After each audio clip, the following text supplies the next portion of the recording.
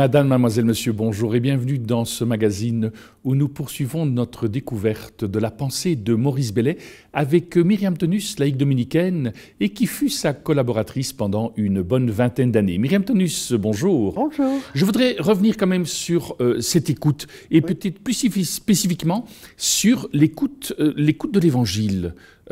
C'est quelque chose qui également traverse la pensée de Maurice Bellet. Tout à fait, tout à fait. Donc je l'ai dit, pour lui, il faut qu'on quitte cette posture où l'on lit l'Évangile comme on lirait n'importe quel texte pour se mettre à l'écoute. Alors c'est dans le livre Le Dieu sauvage qu'il a développé cette idée de manière plus précise.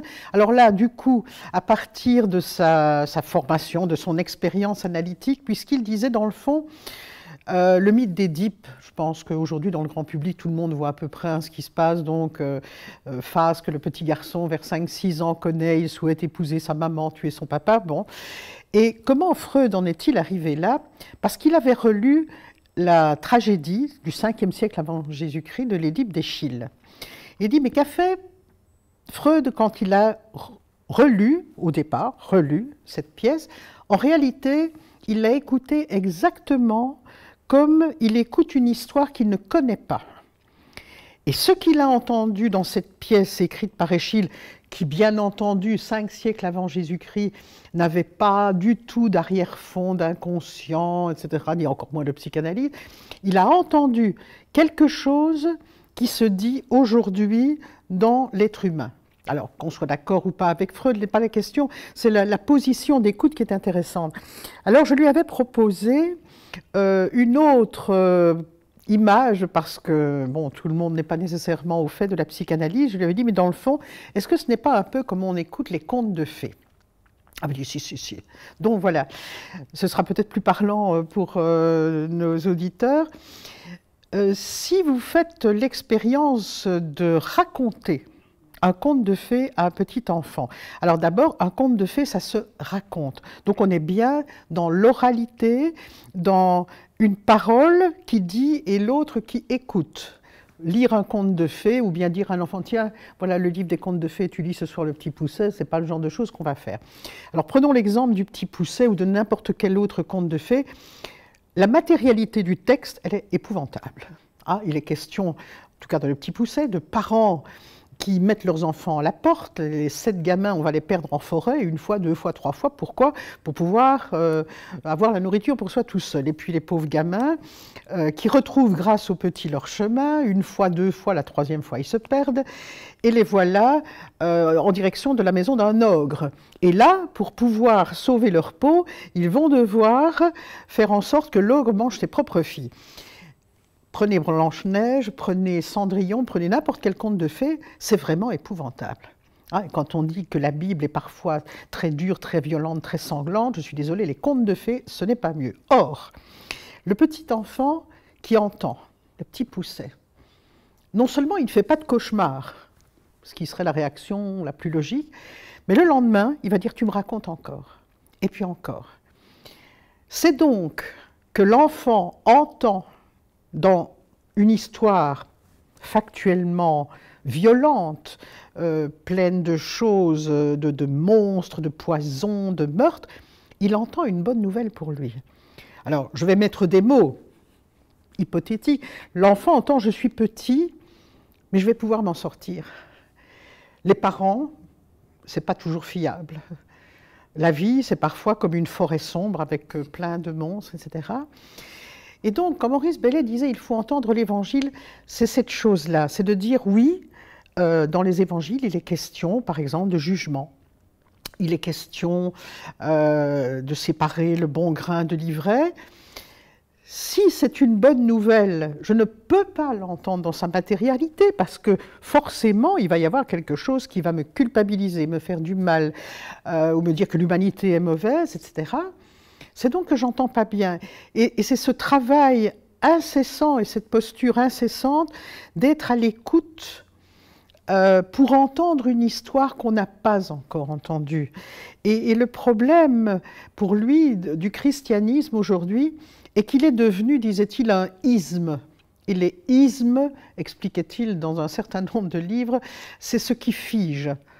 Au départ, il avait eu un certain, je ne veux pas dire un attrait, mais il saluait le socialisme et même le communisme. Il a écrit un livre qui s'appelle « L'avenir du communisme », disant dans le fond, l'idée était excellente.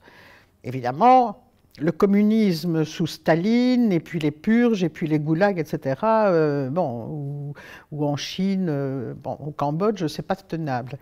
Autrement dit, à partir du moment où un message, une parole qui est offerte devient un système, devient un isme, alors là, on ne peut plus l'entendre. C'est terminé. Elle est close sur elle-même.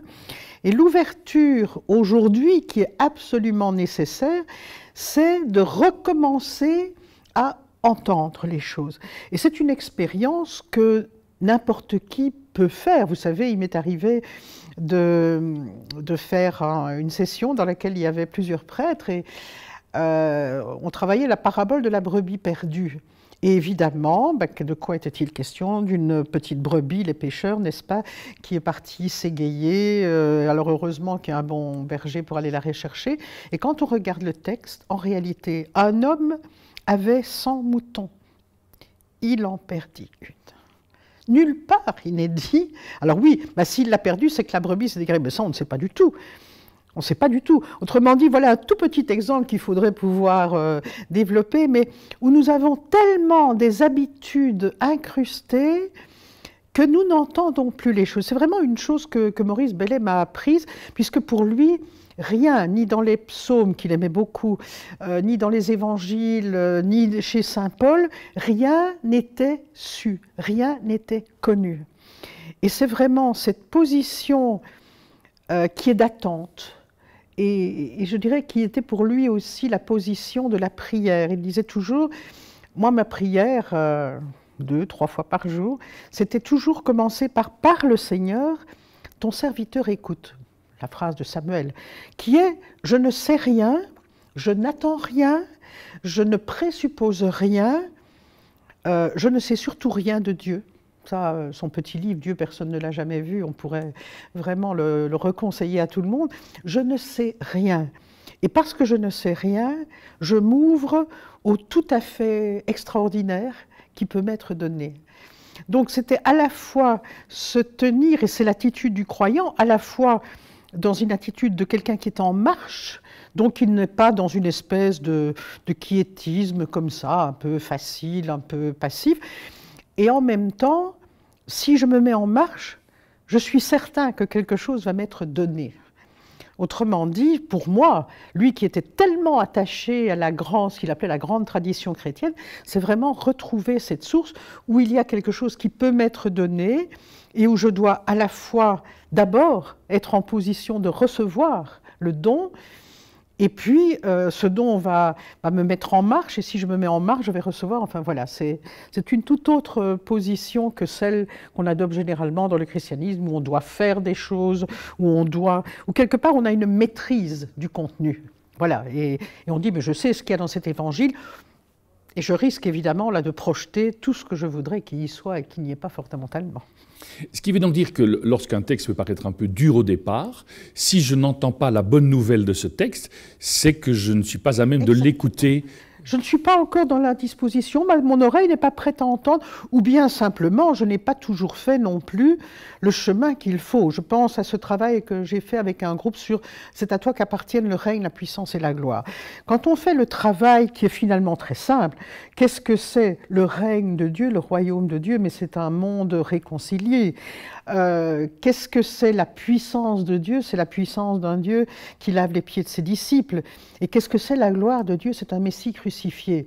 Alors, c'est vrai que moi, chaque fois que je dis cette formule, et quand nous prions ensemble avec Maurice, on se le redisait, c'est vraiment dire tout ce qui est règne, puissance et gloire du monde, c'est remis à sa juste place. Et c'est toi qui as... Alors c'est le règne de l'amour, c'est la puissance du service, et c'est la gloire du Messie crucifié.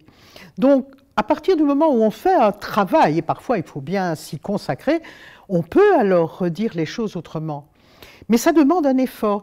Et trop souvent, des croyants disent « Oui, mais si je dois penser à tout ça quand je prie », que ta volonté soit faite. Ce n'est pas du tout, comme on le disait au XIXe siècle, qu'advienne ce qui doit venir, c'est-à-dire souvent des tuiles. Quand on lit l'épître à Timothée, la volonté de Dieu, c'est que tous les humains soient sauvés. Mais oui, que ta volonté soit faite. Vous voyez, et je dirais ça, c'est une chose sur laquelle Maurice Bellet insistait énormément dans les groupes chrétiens auxquels il s'adressait. Travailler, penser, apprenez. Et là, l'exégèse, l'histoire, tout ce qui existe et qui est aujourd'hui à notre disposition, doit pouvoir nous servir. Myriam Tennus, merci beaucoup. Nous arrivons au terme de ce magazine. Merci de nous avoir accompagnés jusqu'ici. À très bientôt.